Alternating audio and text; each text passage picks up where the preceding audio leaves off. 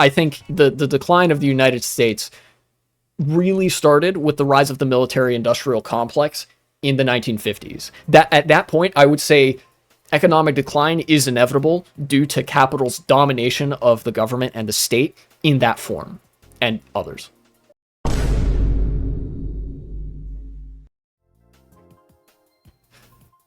With respect to Trump's actual threat for Taiwan, though, that like Trump wants to put tariffs on Taiwan, like I don't know how much that's gonna mean, because like Trump says a lot of things. I don't know if he'll actually do it, but either way, like sure, fucking speed run America's decline even harder. Like what the fuck?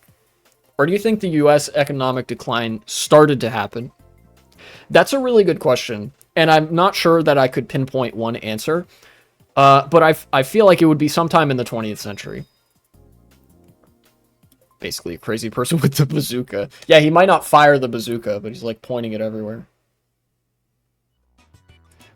I think, okay, if I had to pinpoint like a micro era where I think the decline of the United States was like really cemented, I think it would be after the Second World War. You know, Marshall Plan United States, the Cold War is really ramping up. That is when I think the decline really, really started. You know, so 1950s and 60s. You start to see much more evident symptoms of this in the 70s and 80s when neoliberalism becomes a much more popular economic philosophy, and where the social state, the social safety nets, and the infrastructure that basically provided a basic subsistence floor for the poor people, when that started to be gutted is when you start to really see it. But ultimately, the logic that would introduce that, I think, was present as soon as the Second World War ended, and with the rise of the military-industrial complex. One of the biggest lessons that the United States took from the post-war era, it was like, we don't really need to put all this money towards a social state if all we need is an external threat. Like, if an external threat is enough to keep people from revolting, then all you have to do is make sure that threat is present, real or manufactured, and then put a bunch of funding into the military, and you can get away with, like, shockingly little in the way of providing for people, you know? And that's why the social safety net and civil society have decayed so much, because there is no need for the ruling class to maintain it, when all they really need to do is maintain the military.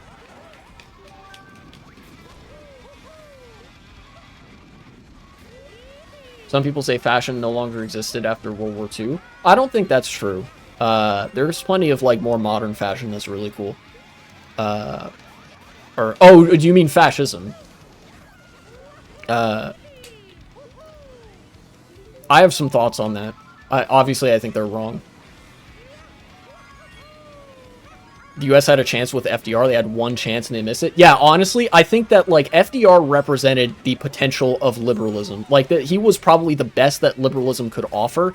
And anybody who operated on the logic of having a strong civil society with strong social safety programs being intensely critical of capital, that is, I think, the best form of liberalism that would eventually transform into a much more socialist appearing ideology, and that could potentially have saved America from neoliberal decline. Like, I'm not even exaggerating when I say that. Like, a lot of what FDR did was openly hostile to the business class. He was like, yeah, no, the business class literally wants to, like, plunder America, and I'm not going to let that happen, you know? Like, there's a lot of awareness of the class conflict there that is critical to the success of a country, or the success of any society. It doesn't matter what level it exists at, you know? Post-war prosperity is a myth for the most part. Yeah, it was only really, if I remember right, post-war prosperity, quote-unquote, was only really a thing for white America, you know? Like, the standard of living in the United States, the path of like, economic growth and stuff for the United States had been exemplary throughout the whole 20th century, but I do know that, like, after World War II, it took Europe a long time to rebuild, even with a lot of, like, financing and funding from the United States.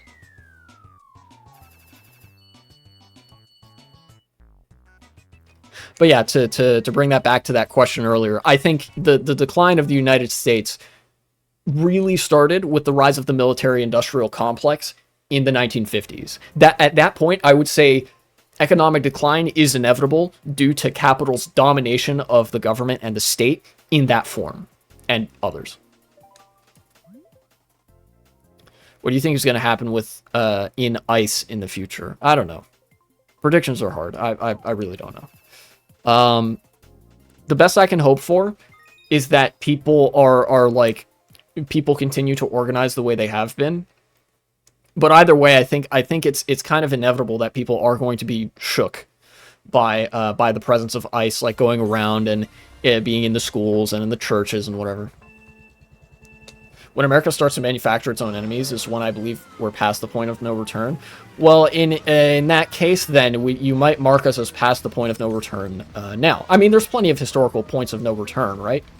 But after the Soviet Union fell, Bernie Sanders was actually hammering on this pretty early. The United States was desperate to manufacture an enemy to justify the existence of the military-industrial complex. You know? There's plenty of video clips of him from the 1990s in Congress, you know, talking about the war in Iraq and stuff like that, and in Bosnia and Herzegovina and stuff. He's like, dog, like, yeah, we get like all the war crimes and stuff that's being committed, but the Soviet Union doesn't exist. Who are you worried about? Why are we continuing to give all of this money to the Pentagon, the organization that has failed every audit we've ever given it, right? Like, you know, Bernie Sanders was calling this out as early as the 90s. You can see what you're describing there. You know, the manufactured presence of an enemy, and that's carried on to today. You know, the conflict that the United States is engaging in, the sort of economic conflict, the trade conflict with China, exists mostly at a surface level. The United States and China don't actually have distinctly separate interests. That's why, like, both China and the United States are researching and developing AI platforms and stuff. You guys heard about what is it, DeepSeek or whatever that AI was developed by the Chinese government? The reason that both China and the United States are engaging in that is because AI does the same thing for the same people. You know, it is a wealth transferring bullshit machine that is designed to cut labor costs and basically funnel all of the wealth of society out of the hands of labor into the hands of, you know, the owning class.